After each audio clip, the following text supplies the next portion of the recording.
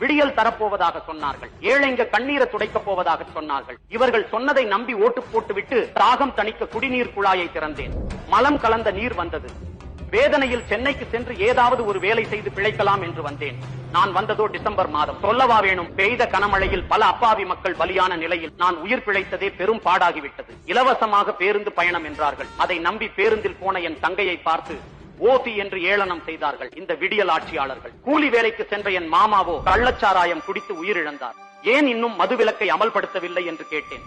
மாநில சுயாட்சி பேசும் விடியல் ஆட்சியாளர்கள் மாநில பட்டியலில் உள்ள மதுவை மத்திய அரசுதான் ஒழிக்க வேண்டும் என்று கூச்சலிட்டனர். வேதனையில் தனிமையை தேடி மலைப்பகுதியை நாடி சென்றேன். அங்கே மலைகளை காணும். கனிம வள கொள்ளையர்கள் மலையை களவாடி விட்டார்கள். வேதனை இன்னும் என் மனதை ரணமாக்கியது. என் வேதனையை போக்க களை பறியாமல் உழைக்கும் விவசாயிகளை பார்க்கலாம் என்று சென்றேன். மகனின் ஆசைக்காக கார் ரேஸ் விடும் இந்த விடியல் ஆட்சியில் விவசாயிகளோ தாங்கள் விளைய வைத்த நெல்மணிகள் மழையில் நனைவதைக் கண்டு ரணவேதனையில் துடித்தார்கள். வேதனையின் உச்சத்திற்கு சென்ற நான் கடற்கரையில் காற்று வாங்கலாம் என்று சென்றேன். அங்கோ விமான சாகச நிகழ்ச்சி நடைபெற்றது. இந்த திராவிட மாடல் ஆட்சியாளர்கள் ஆடம்பரமாக வந்து நிகழ்ச்சியை கண்டுகளித்தார்கள். ஆனால் அப்பாவி மக்களோ அல்லோலப்பட்டு தங்கள் இன்னுயிரை பறிகொடுத்தார்கள். இதற்காகவா இந்த விடியல் ஆட்சிக்கு ஓட்டு போட்டேன். இனி ஒரு காலமும் இவர்களுக்கு இல்லை என் ஓட்டு. இதுவே நான் இவர்களுக்கு வைக்கப் போகும் வேட்டு.